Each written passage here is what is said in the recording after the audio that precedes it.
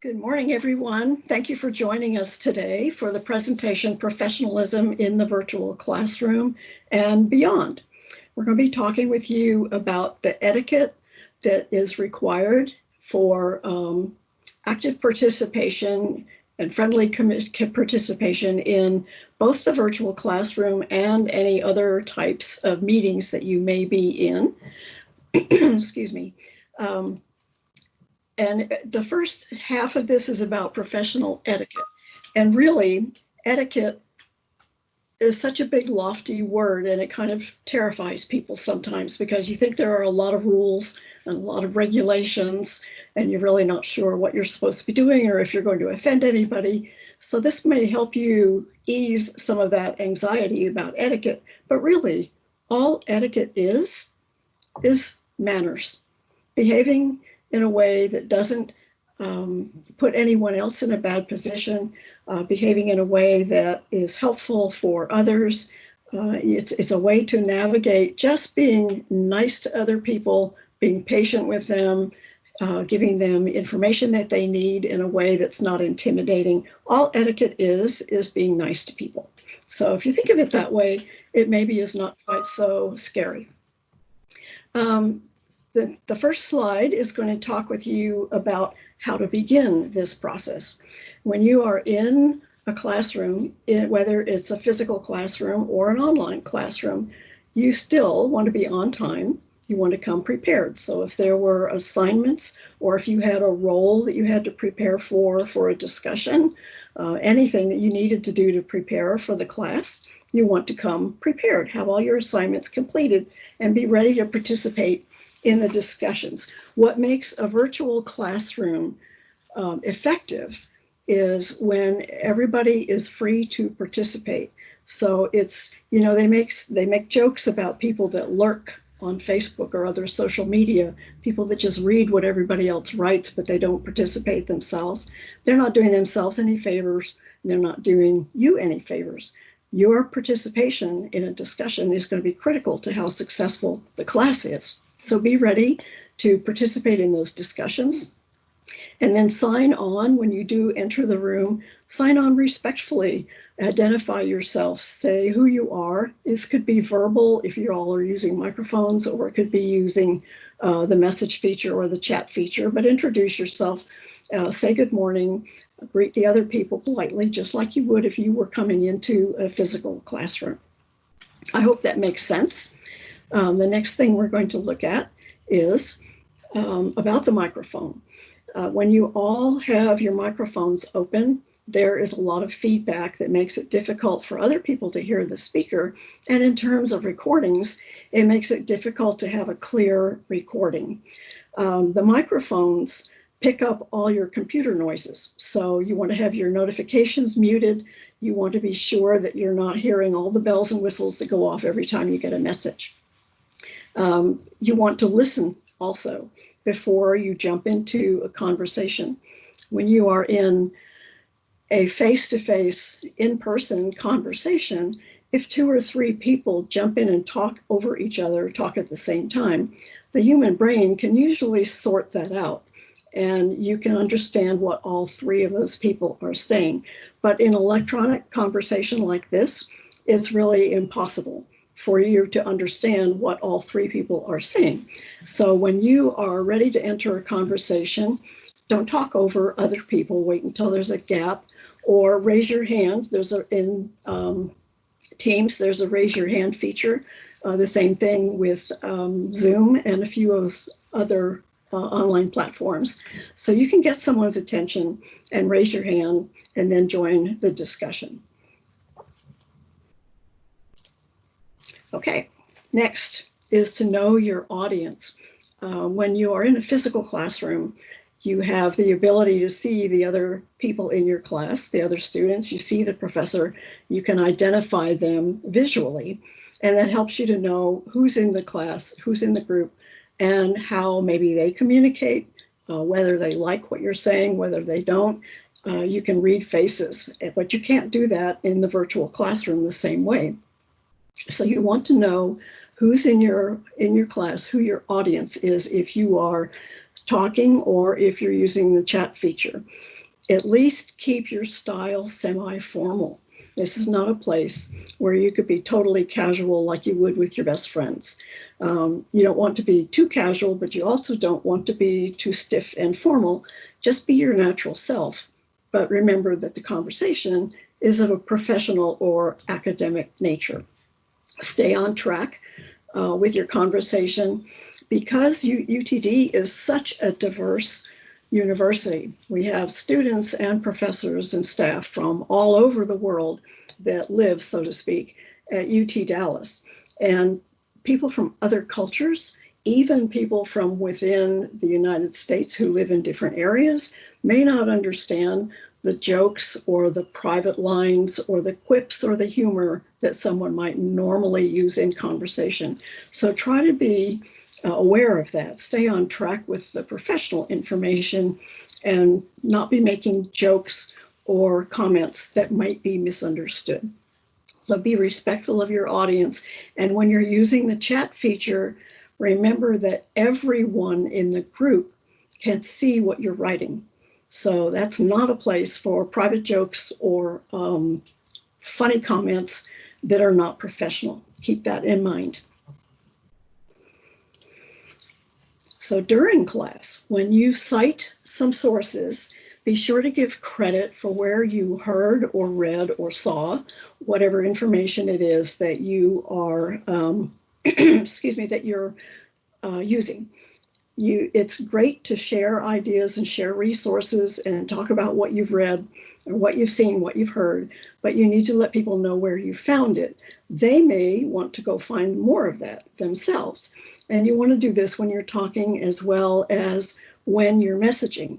I'm actually going to do this myself later in the presentation when I'm talking about virtual interviews, because I'm going to be quoting a couple of features from a newsletter from ladders.com about virtual interviews and how to prepare and how to behave in a virtual interview. So I will mention that a little bit later. So written messages, I guarantee you that when this slide popped out, most of you looked at the emojis and totally ignored the text, which is fine because I'm going to tell you what's in the text. But I even do the same thing. If there's something colorful and cute, it's going to get my attention, and probably it got your attention too. The point of this is try to go easy on the emojis. They're fun.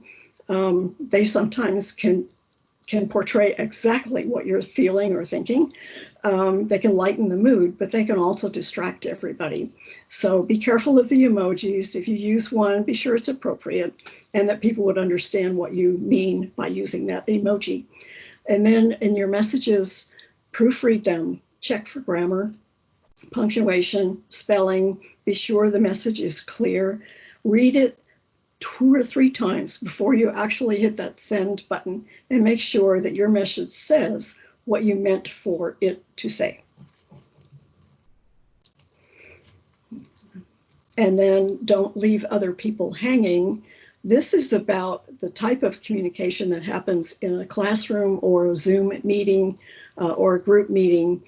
If you can't respond to someone's direct message right away, at least acknowledge it. If it's going to be a few minutes, that's one thing. But if it's going to be several hours, then at least acknowledge that message and say, I received your message, I'll respond later. If you are going to be what they call head down on a project, something you have to work on for several hours, be sure and let your group know that. We do that within the career development team here in the Career Center. If someone's going to be away for a while, we put a status message up. And anybody that wants to reach us sees that message and knows that we won't be able to respond until later. And I do the same thing with email. I'm sure most everybody does. But sometimes I'll get an email from a student very late in the day, and it's going to take an hour or more to research something and send a response. So what I'll do at the end of the day is return that reply to that email, and I'll just tell them, I received your email. I'll have time to work on this tomorrow morning, so expect an email from me by noon tomorrow. And that way they know that I can't respond right now, but I got their message. So be sure to be aware to communicate with others when you're going to be not available for a while. And then at the same time, when you do send messages or you send emails, don't send a barrage of follow-up emails. Wait for responses, wait a reasonable length of time. If you have a lot to say and it's going to be a long conversation, maybe arrange for a video call or a phone call directly with one person, or set aside a different time to address that. But when you send an email to a group, and maybe everyone does a group reply, so you get 15 or 20 replies back, and then you reply to one of those and send it again. You do that 4 or 5 times, and the last person that enters that reads that email and tries to respond has a whole chain of emails to read through before they can figure out what the original message was or the original question. So try not to do that in that reply all kind of thing, because it takes people forever to sort that out. Keep your communications concise. You want to write or speak for clarity. Make sure you're saying what you mean to say. Communication in a professional setting needs to be efficient, and it's critical, if you have a lot to say, to maybe reserve that for a one-to-one conversation or video call with someone. And last but not least, be forgiving. Not everybody knows what the rules, so to speak, are for virtual classroom or virtual meeting communication and etiquette. This is a new thing. By now, we've been in this virtual environment for both our university and the rest of the world for what, 4 months? But it was a really new thing for everybody to go to this format between March 16th and March 30th. In the period of 2 weeks for spring break, think about your professors. They had to take all of their offline materials and syllabi and activities and classroom management. They had to take all of that and put it into a virtual format. It was a lot of work for them to do to get ready for online classes when they were not used to doing that. So not only do we need to be patient and forgiving with each other, the members of the class and the group, be patient and forgiving with your professors as well, because this is a new thing for most of them too. So all of us are literally in this together. Not everybody knows the rules, and if you're understanding with others, if you understand how they struggle with written communication, or it's hard for them to verbalize their words orally, just be patient and maybe even offer to help them sort out their thoughts. But this is not a place for anybody to be making comments about anyone else's ability to navigate this. Okay, so at the end of the class, when it's time to leave, you want to sign off in a professional way, be respectful. You can say something like kind regards or best regards if it's in a chat, the messaging. Even you can say things like stay well, or I hope you're going to have a good weekend or something, but be respectful, sign off. Try not to leave before the end of the class or the meeting. Sometimes that's unavoidable, but when you do have to leave, just jot down a quick message. Need to leave now. Thanks for the good audience, and I'll talk to you later. So I think this is it for the virtual classroom etiquette. And the next piece is preparing for virtual interviews and job searches. So Alan, do we have any questions at this point regarding etiquette or the classroom setting? Hi, Janie. Actually, there is one question. This student mentioned in the question, they said, I have been in virtual classrooms, and at times some of the students have been rather rude in some of their comments, and they found it really distracting, and they're not sure what to do about that. Oh, that's a good point. And I'm sorry that happens, because it really makes it hard for everybody. If this one student has noticed that behavior and it makes them uncomfortable, you know that there are other students who've experienced the same thing. And I think it's important to bring that to someone's attention. If it's a virtual classroom, there should be a moderator, or even the professor or the instructor themselves should be present in the classroom. So it's within the realm of reasonable behavior for the student to say, excuse me, I'm hearing some comments that sound a little bit rude, and I'm finding it hard to concentrate on the class or the message. Could we please make an effort to be a little bit more polite and forgiving with each other? Hopefully, if the professor has not said anything, or the instructor, hopefully that will get the point across that the classroom behavior is a deterrent to learning, and hopefully they will start to navigate that a little bit more, manage that a little bit more closely. Thank you, Janie. That's all the questions so far. Okay, excuse me. So I'm going to go ahead with preparing for virtual interviews and job searches. Actually, preparing for job searches and preparing for virtual interviews, in a sense, are not that much different in a virtual environment than they are when you're preparing for interviews and job searches in a normal environment. You still need to do the same things to prepare, both for the job search and for the interviews.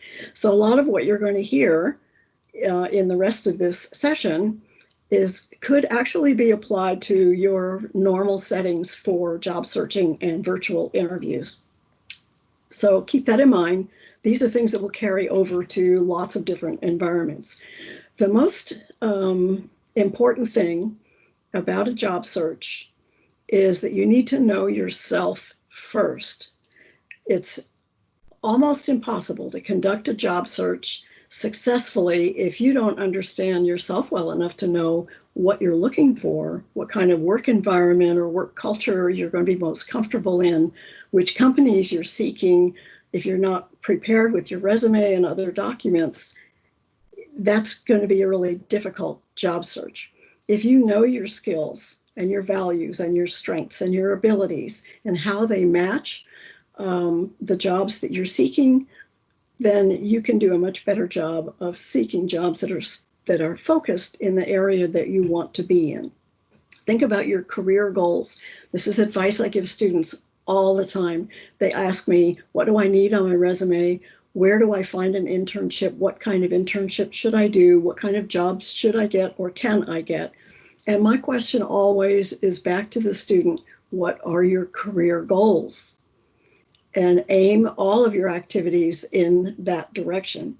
So knowing what your career goals are and how they fit with your skills and your values will help you determine the kinds of jobs that you want to have according to your major and all the other academics and activities you've done. So first of all, know yourself. And then develop your strategy. Your strategy includes things like writing your resume and your cover letter, deciding what employers you want to work for or with, deciding what resources you're going to use, where you're going to look for your jobs. You develop your strategy, write it down in steps, and actually, along with this, you want to start priming your network of potential helpful contacts. A lot of times students are so focused on their academics that they think that they don't have a network. And the whole networking thing is a scary thing for many people. It implies that you have to go out in the world or somewhere, somehow, connect with a lot of people that you don't know and talk to them. And actually, that's all networking is talking with people and connecting with people. But how you do that can make the difference in how you feel about your job search.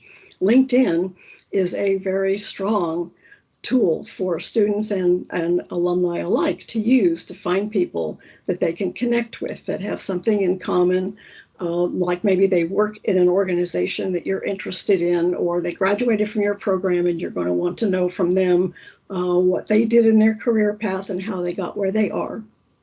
But everybody else you come in contact with can also be a potential networking contact. Your coworkers, your peers, your professors, other students, even your family members. People think my mom and dad don't know who has a job open. No, they may not. But if they know what you're looking for, whatever they do in their professional life, they may know someone as a contact that you could reach out to ask more questions. They may not know who has jobs open, but they may know who you could talk to get the ball rolling. And the other thing about networking is sometimes it can come really naturally. So I tell a story about networking that has stuck with me for a long time. A student that I worked with several years ago was an engineering student. And from the time this student was very young, he always wanted to work for Texas Instruments. He had grown up with those first calculators that Texas Instruments came out with, and that's where he wanted to work. So he's studying engineering and getting ready to graduate in like 6 months. So he was out one night at the Tom Thumb up the street from the university, and at about 10:30 at night, buying dog food. The cashier asked him, "What are you doing out so late?" And he said, "I just finished classes at UT Dallas and I'm on my way home, but my dog won't let me in if I don't bring some dog food for him." And the cashier said, "Oh, that's cool. What are you studying?" So he talked to her about engineering and the fact that he wanted to work at Texas Instruments at some point. And she said, "Well, it's funny you should say that. My husband works at Texas Instruments." So their conversation went along for another few minutes. He came away with an email address that she provided so he could reach out to her husband to ask him about contacts at TI in the field that he was interested in. And long story short, in 4 months, he had a job offer from TI. And it was because he was friendly and just talked to the cashier at the grocery store. So anybody that you meet, if you talk to them about what you want to do, what your plans are, what your goals are, what your major is, they can become a potential contact that can be pretty useful. So keep that in mind. And then in the meantime, if you have already graduated and you don't have a job yet and you're job searching, then you need to use this time to help yourself gain some new skills. Upgrade skills that you know are needed in the field that you're going into. LinkedIn Learning, the YouTube, Khan Academy, Coursera, there's lots of online opportunities for you to upgrade skills. You can use community college courses, you could do certification programs, but the thing is, when you do get those job interviews 4 or 5 or 6 months after graduation, and the interviewer says, "Well, what have you been doing in the meantime since you graduated?" You do not want to say, "I haven't been doing anything." So anything that you can do that's going to keep your head in the game and keep your skills sharpened and up to date is going to be viewed very positively. And it's okay on your resume, it's okay in your interviews to speak to the fact that these were self-taught things that you learned. If they are things that you need for that job and you do a free tutorial through YouTube and learn how to use some software, that's perfectly legitimate. And I would encourage you to do that. Okay, explore your company websites, organizations, locations, company cultures, and work environments so that you'll know what kinds of opportunities are out there, what kind of environment you might be getting into when you start work at those companies. The Career Center offers a number of resources that you can use to explore industries, trends for growth, salaries, and what the projections are for that industry in the next 10 years or so. Vault is one that you can access through the Career Center. When you're an alum, you can access it right through Handshake in the resources library. It's free for you to use as students and alumni. And Vault is like a huge warehouse of information and data about every imaginable industry, what the trends are, how industries are changing and what they're doing in the future. There are internship postings in Vault, job opportunities in Vault, detailed company information. It's a huge warehouse of information that will be helpful for you. And ONET is a free online resource powered by the Bureau of Labor Statistics and the Department of Labor, where you can do some of that same type of research. One of the things that you'll want to do is start a list of the top 10 companies you're interested in and start a spreadsheet. Most of you probably know how to use Excel, and you probably use Excel a whole lot better than I do. But that's where you can log everything you've done as far as your job search goes. What companies you're interested in, what companies you've contacted. You can have contact names, networking names, and information. If you meet with somebody or have an email conversation with someone, you can leave little notes in there. But you can use that spreadsheet as a journal or a log for your activities, and you'll always know where to go to find the information that you need if you want to check back with someone. And you also can consider temporary jobs. If you're not finding the full-time job at this point, you might want to consider doing freelance work or independent projects or consulting for a company or an organization. The short-term jobs like that can help you get your foot in the door for some of those companies that you may be interested in.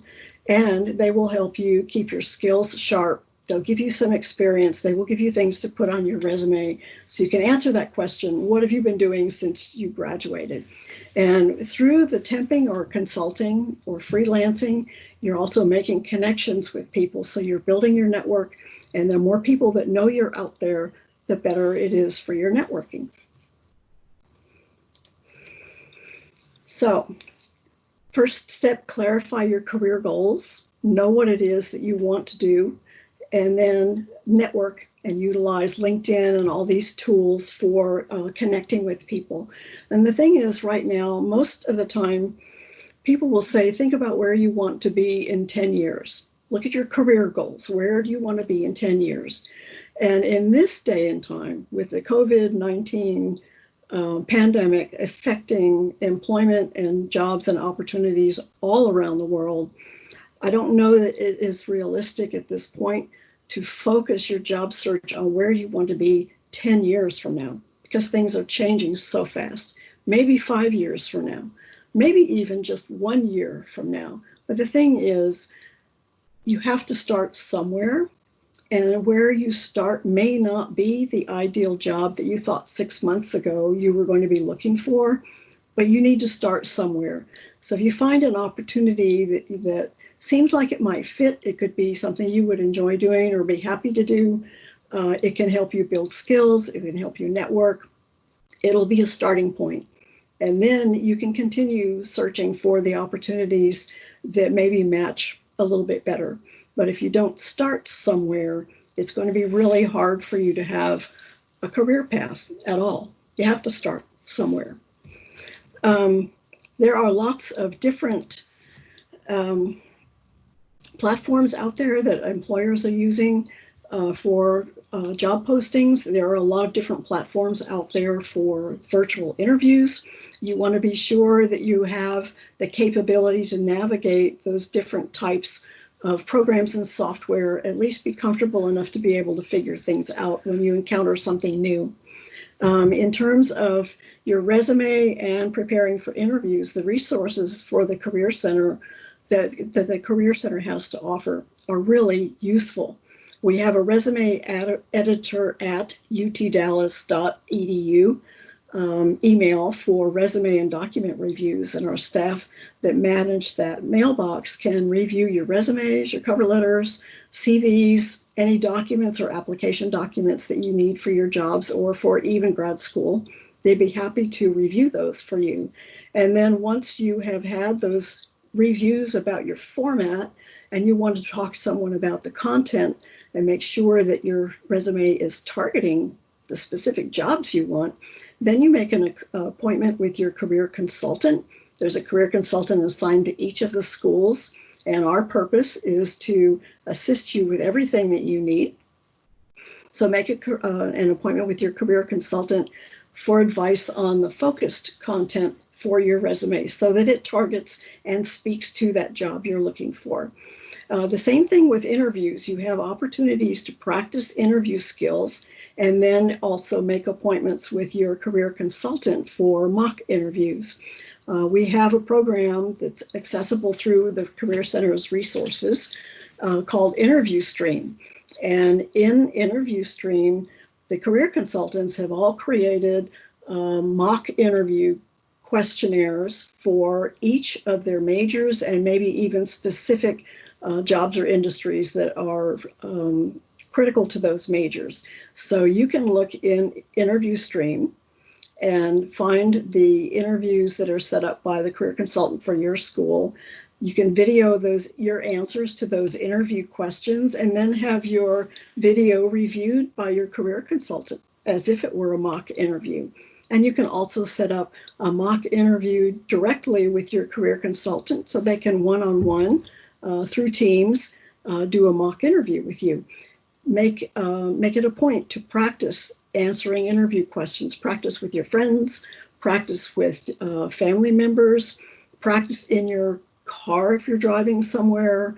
Anytime you have the ability to practice answering those questions, the better able you will be to respond when interviewers ask you those questions. So practice is really important. So unlike, I'm sorry, I didn't mean to say unlike, I meant to say like personal interactions in interviews, in-person interviews, the virtual interview preparation is very much the same. You want to dress professionally as you would for an in-person interview. Yes, this is taking place maybe in your home, and it's a much more casual and comfortable environment. But when you dress professionally, two things happen. One is that your interviewer sees that you're taking this seriously, and the other is that you feel more professional. When you are dressed in your best professional dress, you feel more like a professional, you feel more confident. It is a real physical thing, a change that happens for you when you get dressed up, so to speak. You act like you're a professional. Remember not to be eating and drinking or smoking or doing anything odd during the interview. You can have a small glass of water to take a sip or a small bottle of water, but don't be using a Slurpee or a big gulp. Just make sure that you are appearing to be professional. Keep your interview and job search materials handy. Have your resume close by. When you are on your computer, if you want to be sure to mention a few things, you can put sticky notes on your computer monitor just to remind yourself that you want to speak to those things. The interviewer will not see those, but you will. The thing about dressing professionally, too, if I were to go back to that, is to remember, please, to be fully dressed in your interview. I know you all have heard, if not seen, actually, the Zoom bombers who were only partially dressed. You could see from the shoulders up that they looked very professional, and then they forgot where they were and they got up and did something else, and you see that they're in sweats and athletic shoes. So that doesn't present that professional picture we're looking for. Okay, have all your technology checked out ahead of time.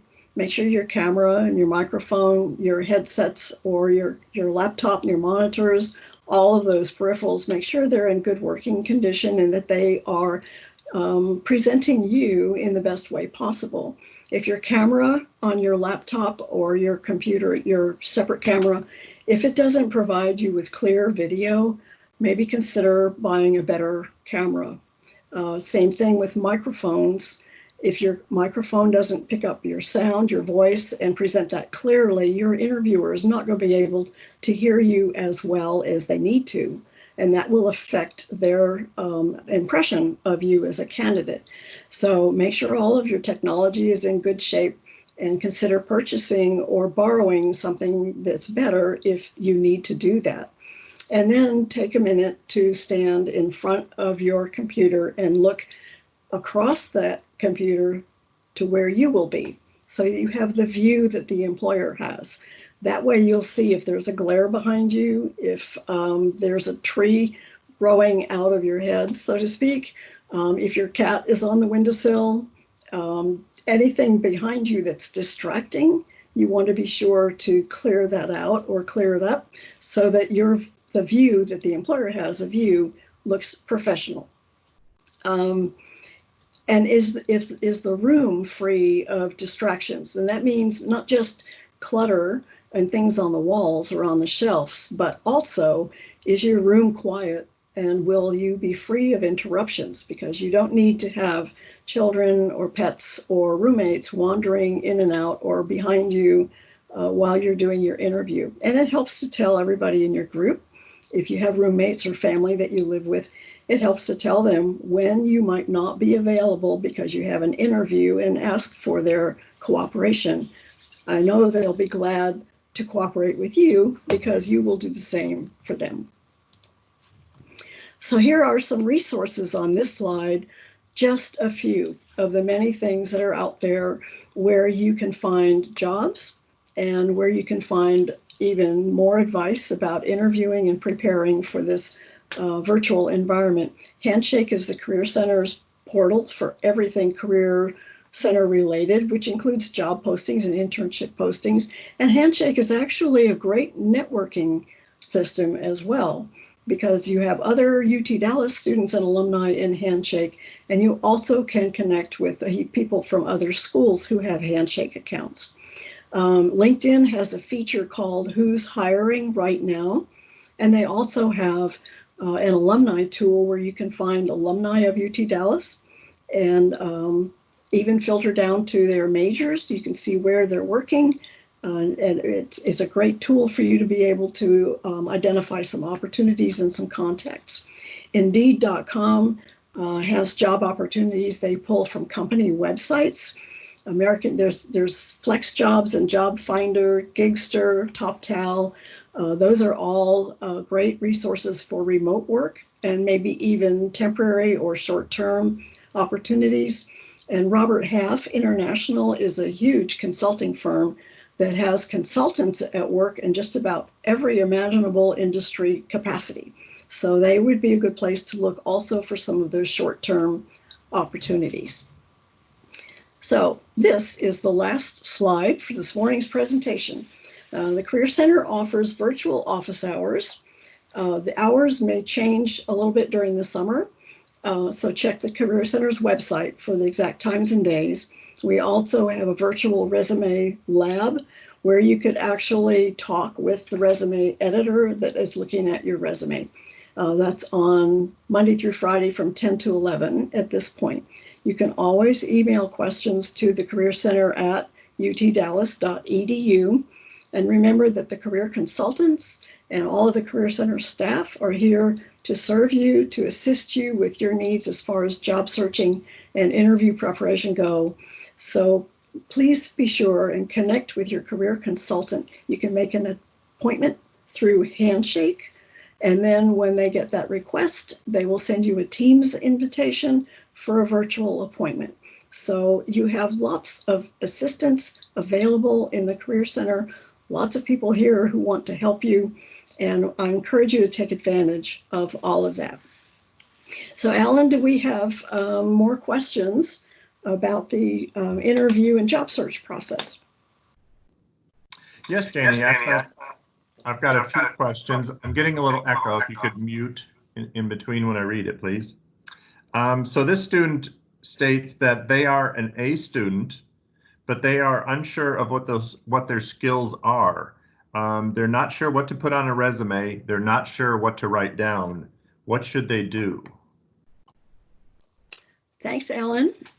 I would say, I see this a lot, and I would encourage you, number one, to make an appointment with your career consultant. Seriously, there are a lot of materials out there on the web and even on the Career Center's website where you can do some exploration on your own. We have a program called Focus 2 on our resources page, and it has a number of little assessments in it where you can identify some of your skills, look at your academics and what they prepared you for. You can research, complete an assessment about personality and about work interests. So that will help you. You'll see your results immediately. So that may help you kind of begin to focus on what your strengths and skills are.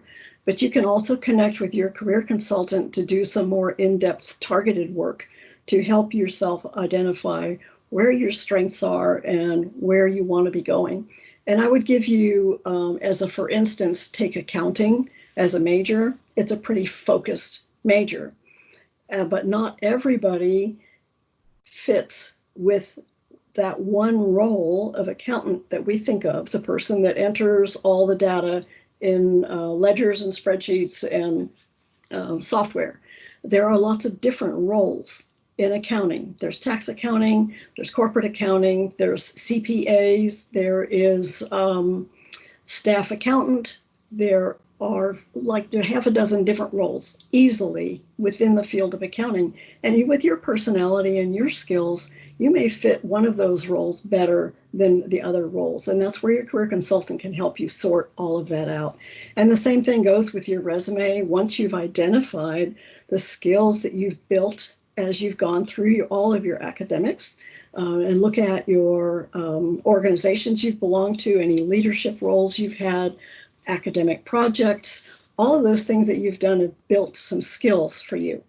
And just because you've been a student doesn't mean you don't have any skills. And we are here to help you identify those and sort them out and figure out how to use those. Does that make sense? Yes, thank you, Janie. So this next question is, this student has stated that they've used Interview Stream to practice for interviews, but they've noticed that during actual live interviews, they get really nervous and they have a lot of anxiety. And so they're wanting to try and figure out how to stop that from happening. Is there a resource, or is there a way that the Career Center can help them with this? Yes, there is, absolutely. Thanks, Alan. Interview Stream is a great place for you to practice some of those questions and answers out loud. And you can look at the video of yourself and identify where you said things the way you wanted to and where you might improve things. But that nervousness is a little bit different when it's in person. The closest we can come at this point to helping you with that in-person nervousness would be to offer you a mock interview with your career consultant. And how that would work would be that you would request the appointment and handshake, and then your consultant will send you the Teams invitation. And one-on-one, face-to-face with your cameras on, you can run through a practice interview. And you can get some feedback from your career consultant on how to improve the places that you feel like you need to improve on. They can also talk you through some ways to manage and navigate that nervousness. Believe me, everybody will be nervous in an interview. Even I, who have been doing this for 17 years, almost 18, if I had to interview for a job tomorrow, I'd be pretty nervous. But how you manage that nervousness can make the difference between a successful and an unsuccessful interview. You may have some ways of managing that nervousness yourself, doing breathing exercises or imaginative techniques where you imagine yourself in a place that calms you. You may learn how to do some things like count to 10 before you answer, but all of those kinds of techniques, your career consultant can help you kind of manage some of those. And the more you practice, the better you will get and the easier it will be. Okay, thank you, Janie. And I see one last question here. So this student was recently on a virtual interview and they wore a suit and tie to the interview. However, the person that was interviewing them was casual and in a golf shirt. So they felt overdressed, they felt kind of foolish. And so they're wondering, essentially, is that outdated advice to wear a suit and a tie to an interview? Thanks, Alan. First, I would give this student kudos for dressing in a suit and tie. The thing is, with virtual interviews as well as personal interviews, in-person interviews, is you really do need to be professionally dressed. That shows the interviewer that you are taking this seriously, that you are professional and prepared to be in a work environment. We run into this same thing, actually, a lot of times in our career expos when we're able to have our in-person career expos in the activity center. Our students are often dressed so beautifully, especially on science, technology, engineering, and math days. There will be 1,000 students there, and they are all dressed in suit and tie, nice shoes. They look beautiful and professional. And I'm so proud of all of them. But you know, when they go into the activity center to talk to the recruiters are often in polo shirts and jeans and maybe athletic shoes. And you always ask yourself the question, why did I get dressed up for this? Because nobody else is dressed up. But think of it from this perspective. The person that's interviewing you already has the job. You want the job. So you have to work a little bit harder to make sure that they know that you're professional and that you're prepared in a professional way. And your appearance is a big part of that. They say people make first impressions, and a person will make their first decision about how you look and your professionalism based on 6 seconds of seeing you on the video or in person. So keep up the good work with that professional dress. I don't know if you really have to wear a suit at this point, but at the same time, having a suit to wear and presenting that professional appearance would be working in your favor, actually. Yes, thank you, Janie. I concur. My rule of thumb is better to be overdressed than underdressed, for sure. And actually, there's one more question that just came in. And the question states, I am an international student and I am looking for an internship for summer 2021. How do I filter these companies I qualify for? And there are so many events and companies, and sometimes it is difficult to narrow my search and be the most efficient I can be.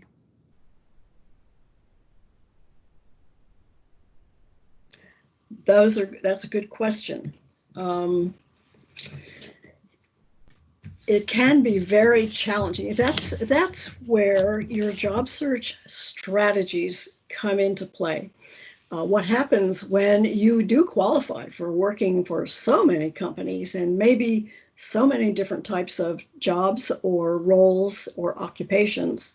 If you apply for all of those things, you're going to be overwhelmed with the number of responses that you get.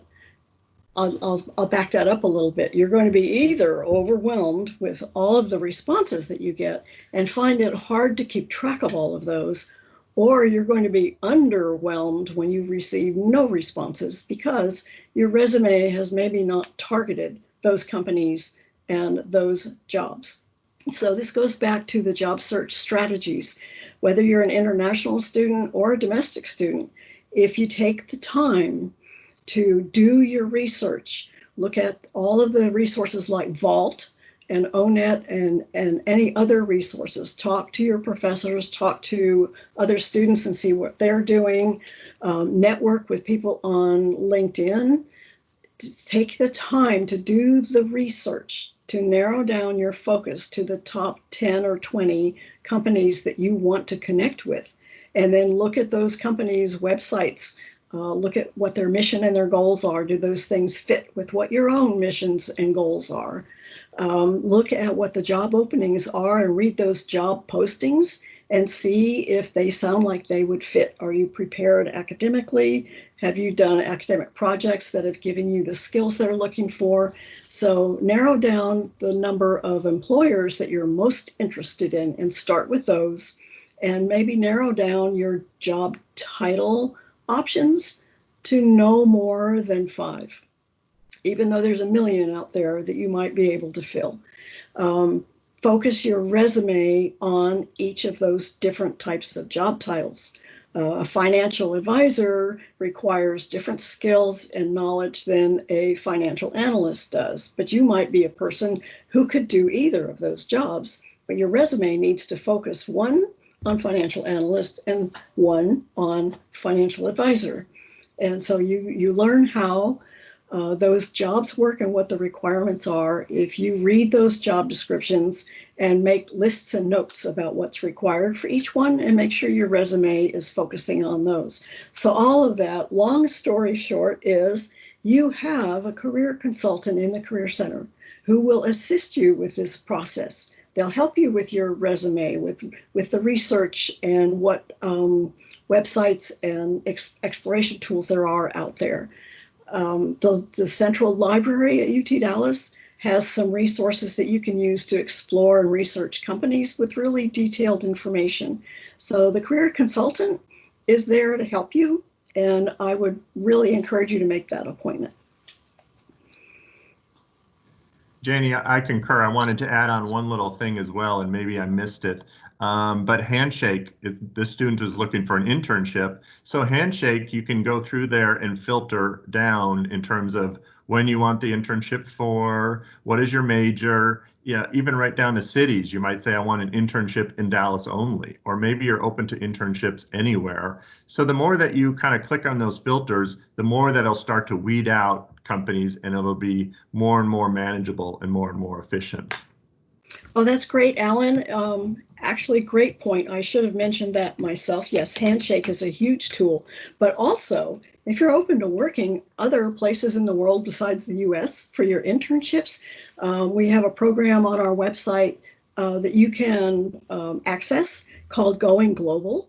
And that has internship postings and job postings for, I think, 100 and some countries throughout the world, and detailed information about each of those countries' top industries, their top companies, embassy information, cultural information, what the job market looks like there. So Going Global is a huge tool for anybody that wants to work in other areas. So any more questions from anybody? Thank you, Janie. No, that was the last question. Okay, that's wonderful. I want to say thank you to everybody for attending this morning. I hope the information was helpful for you. I would encourage you again to connect with the Career Center, University Career Center, and your career consultants for assistance on any of these things. As an alum, you're still able to access all of our services, and I would encourage you to do that. So thanks for coming. Be sure and attend some more of our power hours and other programs, because they're going to be helpful for you to learn. So thank you again, and everybody have a good day.